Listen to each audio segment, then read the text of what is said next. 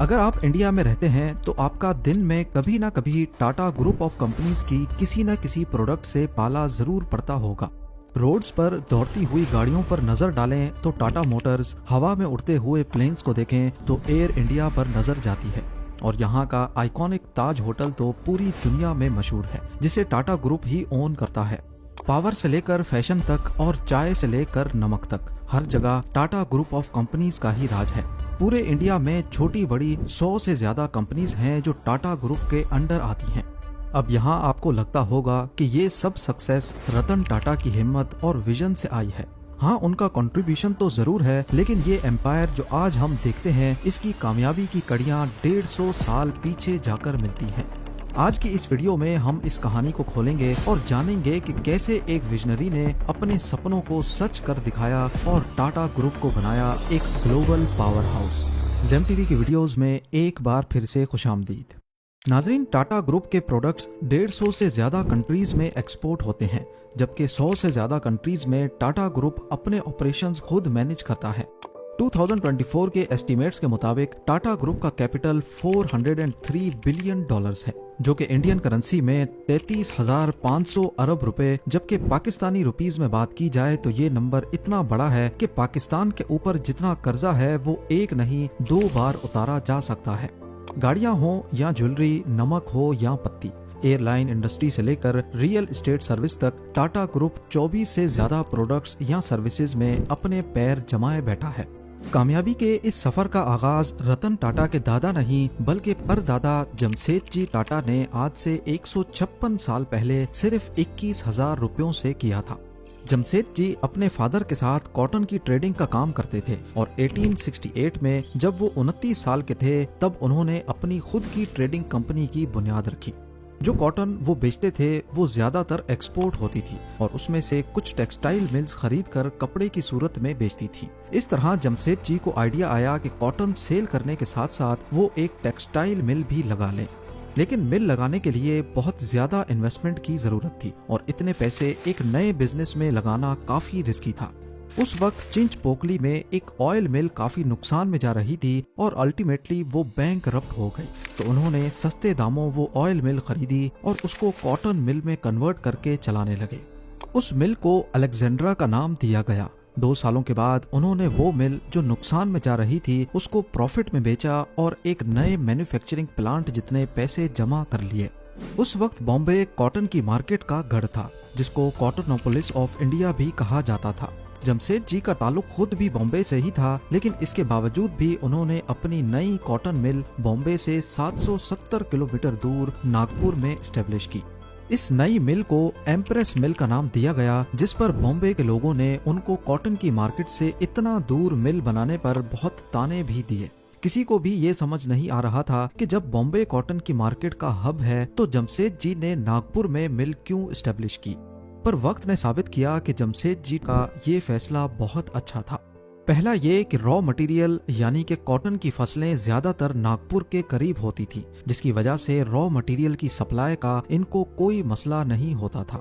दूसरा रीजन था water supply. Cotton को कपड़ा बनाने के प्रोसेस के दौरान बहुत सारा पानी चाहिए होता है और नागपुर के पास कई रिवर्स और लेक्स हैं, जिनकी वजह से पानी की सप्लाई का भी मसला नहीं था। तीसरा रीजन था मजदूरों की अवेलेबिलिटी। क्योंकि बॉम्बे जैसे शहरों में मजदूरों की डिमांड ज्यादा थी, इसी वजह से वहाँ अक्सर मजदूरों की शॉर्टेज रहती थी और शहर में कॉस्ट ऑफ लिविंग ज्यादा होने की वजह से वहाँ पर उनका रेट भी ज्यादा होता। पर नागपुर में बेरोजगारी ज्यादा होने की वजह से यहाँ रेट बहुत कम थे और अवेलेबिलिटी ज्यादा। अब क्योंकि इस एरिया में पहले कोई कॉटन मिल नहीं थी, इसी वजह से वहाँ के मजदूर ज्यादा ट्रेंड नहीं थे, उन पर बहुत मेहनत करने की जरूरत थी। जमशेदजी ने देखा कि वर्कर्स काम पर ज्यादा ध्यान नहीं देते, बात बात पर छुट्टी कर लेते हैं और ज्यादातर दिनों में ऐसा भी होता था कि 20% से ज्यादा वर्कर्स छुट्टी पर होते थे। ये बात जमशेदजी टाटा को बहुत परेशान किए रखती थी, लेकिन उन्होंने इस मसले के सॉल्यूशन के लिए आज से 150 साल पहले एक ऐसा तरीका अपनाया जो आज के मॉडर्न एरा में भी तसव्वुर करना मुश्किल दिखाई देता है। उन्होंने वर्कर्स को डांटने, उनकी सैलरीज काटने के बजाय उन्हें मजीद फैसिलिटीज देने का फैसला किया।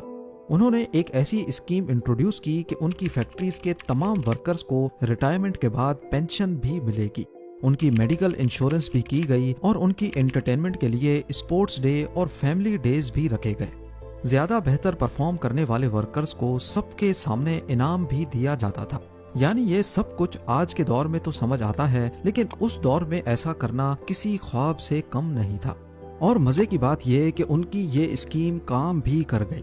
वर्कर्स खुद को वैल्यूड फील करने लगे, वो कंपनी को अपनी कंपनी समझकर काम करने लगे। जमशेद जी का मानना था कि इंडिया को मजबूत बनाने के लिए हर चीज का इंडिया में ही मैन्युफैक्चर होना बहुत जरूरी है, और अपना यही मिशन लिए वो कोशिश करते गए। उन्होंने मजीद कंपनीज लगाना शुरू कर दी। उस वक्त सिल्क बहुत प्रीमियम कपड़ा समझा जाता था और उसमें सबसे ए क्लास सिल्क फ्रांस से इंपोर्ट होता था। फ्रेंच सिल्क वॉर्म पूरी दुनिया में बेहतरीन सिल्क प्रोड्यूस करने के लिए जाने जाते थे। जमशेद जी फ्रांस गए और वहां से फ्रेंच सिल्क वॉर्म की ब्रीड इंडिया में लेकर आए। लेकिन मसला था कि ये सिल्क वॉर्म सिर्फ यूरोप के क्लाइमेट में ही अच्छी प्रोडक्शन देने की काबिलियत रखते थे। इंडिया में उनका सरवाइव करना काफी मुश्किल था। लिहाजा उन्होंने बेंगलोर में एक सिल्क फार्म एस्टेब्लिश किया, जहां का क्लाइमेट इस खास सिल्क वॉर्म के लिए काफी बेहतर तो था, लेकिन परफेक्ट नहीं था। शुरुआत में उनको काफी मुश्किलात का सामना करना पड़ा, जैसा कि फ्रेंच सिल्क वॉर्म में अक्सर बीमारियां फूट पड़ती थी। इन मसलों को फिक्स करने के लिए पहली बार कंट्रोल्ड एनवायरनमेंट में सिल्क वॉर्म की फार्मिंग का कॉन्सेप्ट भी जमशेद जी टाटा ही लेकर आए।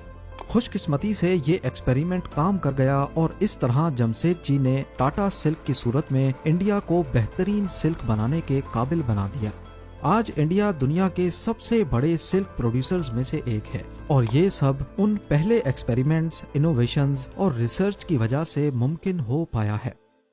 उस वक्त इंडिया में ब्रिटिश ईस्ट इंडिया कंपनी और फ्रेंच ईस्ट इंडिया कंपनी का राज था।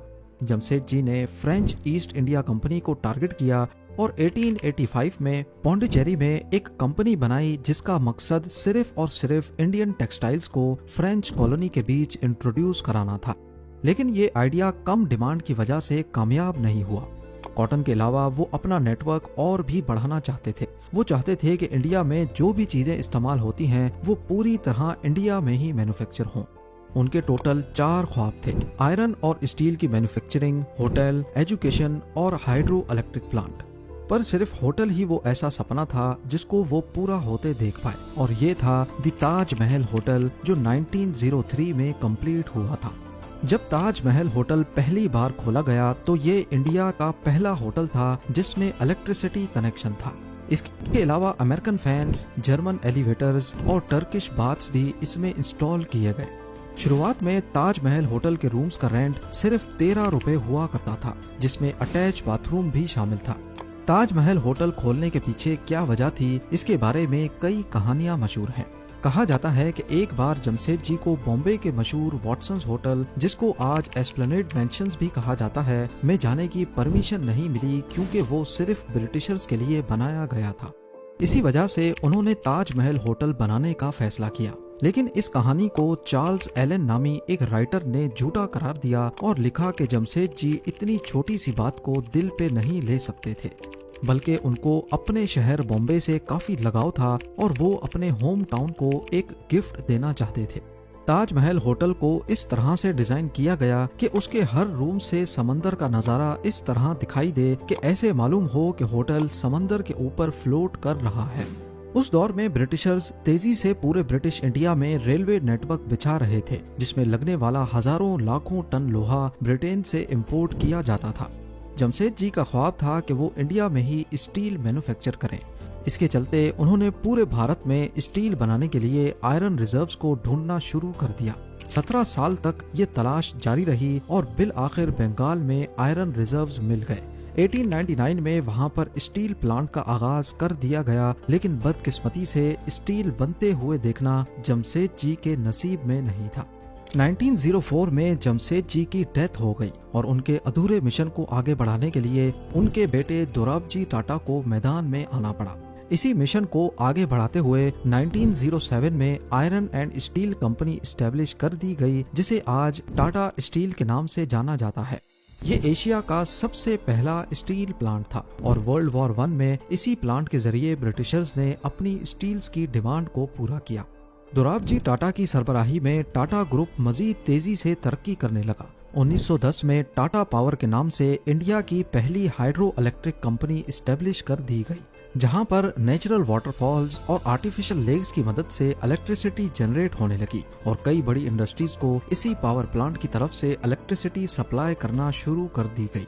उस वक्त क्योंकि साइंस पूरी दुनिया में तरक्की कर रही थी और टाटा ग्रुप इंडिया को किसी सूरत पीछे नहीं देखना चाहता था, इसीलिए उन्होंने Indian institute of science Bangalore की बुनियाद रखी ताकि साइंस और रिसर्च की फील्ड में दुनिया का मुकाबला किया जा सके। और इसी इंस्टीट्यूट ने इंडिया को अपना पहला कंप्यूटर और पहला एयरक्राफ्ट बनाने में काफी मदद भी की। टाटा ग्रुप खुद ही तरक्की नहीं कर रहा था, बल्कि वो वर्कर्स के लिए ऐसी फैसिलिटीज ला रहा था जिसे दुनिया में कोई भी और कंपनी नहीं अपना रही थी। वर्कर्स की शिफ्ट को 8 घंटे तक महदूद किया गया ताकि वो जल्दी फारिग होकर घर वापस जाएं और अपनी फैमिलीज के साथ वक्त गुजारें। और आज टाटा की ये पॉलिसी, जो आज से 100 साल पहले इंट्रोड्यूस करवाई गई थी, पूरी दुनिया में काम कर रही है। यहाँ दोराबजी टाटा की जिंदगी को भी फुल स्टॉप लग गया। 1932 में उनकी डेथ हो गई, लेकिन इन 28 सालों में उन्होंने टाटा ग्रुप को स्टील, पावर, साइंस और कई दीगर चीजों से नवाजा था। दोराबजी के बाद टाटा ग्रुप की जिम्मेदारियां उनके एक फैमिली मेंबर JRD टाटा के हाथों में आ गई। JRD टाटा एविएशन में एक्सपीरियंस रखते थे, इसीलिए कंट्रोल संभालते ही उन्होंने इरादा कर लिया कि वो इंडिया को अपनी एयरलाइन देंगे। JRD टाटा ने टाटा एयरलाइंस की बुनियाद रखी, जो किसी इनकलाब से कम नहीं था। भारत को अपनी एयरलाइन मिल चुकी थी, जिसकी पहली फ्लाइट को खुद as a pilot JRD Tata ने उड़ाया और इंडिया के फर्स्ट कमर्शियल पायलट होने का एजाज भी अपने नाम किया। लेकिन 1947 में इंडिपेंडेंस मिलने के बाद इंडिया में मौजूद काफी इंडस्ट्रीज को इंडियन सरकार ने अपने कंट्रोल में ले लिया, जिसमें टाटा एयरलाइन भी थी और इसका नाम बदलकर एयर इंडिया रख दिया गया। अब बारी थी केमिकल इंडस्ट्री की।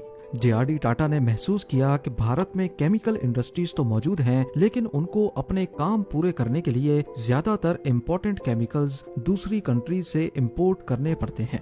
जैसा कि ग्लास, साबुन और सर्फ जैसे प्रोडक्ट्स बनाने के लिए कास्टिक सोडा और सोडा ऐश की जरूरत थी, मगर ये केमिकल्स इंडिया में प्रोड्यूस नहीं किए जाते थे, उनको दूसरे मुल्कों से इंपोर्ट किया जाता। इसी वजह से 1939 में टाटा केमिकल्स के नाम से एक कंपनी खोली गई, जो इंडिया के लिए तमाम केमिकल्स खुद प्रोड्यूस करती थी। इस कंपनी ने फर्टिलाइजर और दूसरे सेक्टर्स में इंडिया को ग्रो करने में काफी मदद की।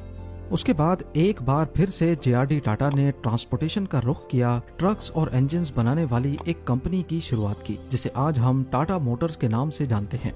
टाटा मोटर्स कई मॉडल्स की कार्स, ट्रक्स और दूसरी व्हीकल्स बनाता है। टाटा मोटर्स आज भी इंडिया की मोटर इंडस्ट्री में एक बड़ा नाम है और यहाँ से गाड़ियाँ साउथ अफ्रीका भी भेजी जाती हैं। उसके बाद 1960s में जब कंप्यूटर्स और टेक्नोलॉजीज की तरफ दुनिया बढ़ने लगी, तो टाटा ग्रुप भी पीछे ना रहा। उन्होंने इंडिया की सबसे पहली सॉफ्टवेयर और IT कंपनी TCS यानी टाटा कंसल्टेंसी सर्विस बना दी। 1984 में JRD टाटा ने महसूस किया कि भारत में लोग चाय बहुत शौक से पीते हैं, इसीलिए टाटा ग्रुप ने चाय की डिमांड को पूरा करने के लिए भी कदम उठाया। उन्होंने टाटा टी के नाम से एक कंपनी शुरू की और वो कंपनी दुनिया की चाय बनाने वाली कंपनीज में आज तक एक बड़ा नाम है। इसके साथ साथ JRD टाटा अब बूढ़े हो चुके थे, इसीलिए उन्होंने बिजनेस की कमांड संभालने के लिए अपनी जिंदगी में ही अपने एक फैमिली मेंबर को USA से इंडिया बुलाया। ये फैमिली मेंबर कोई और नहीं बल्कि सर रतन टाटा थे।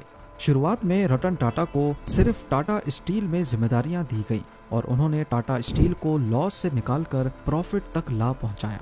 JRD टाटा बहुत इम्प्रेस हुए और इसी वजह से उन्होंने 1991 में रतन टाटा को टाटा ग्रुप का चेयरमैन बना दिया। रतन टाटा क्योंकि मॉडर्न एरा के आदमी थे, इसीलिए वो हर चीज में टेक्नोलॉजी का इस्तेमाल करना चाहते थे। उन्होंने चेयरमैन बनते ही ये सोचा कि टाटा मोटर्स कार्स और ट्रक्स तो बनाता ही रहा है, लेकिन आज भी कोई एक ऐसी गाड़ी नहीं है जिसकी कंप्लीट मैन्युफैक्चरिंग इंडिया में होती हो, यानी कुछ न कुछ पार्ट्स बाहर से इंपोर्ट करने ही पड़ते थे।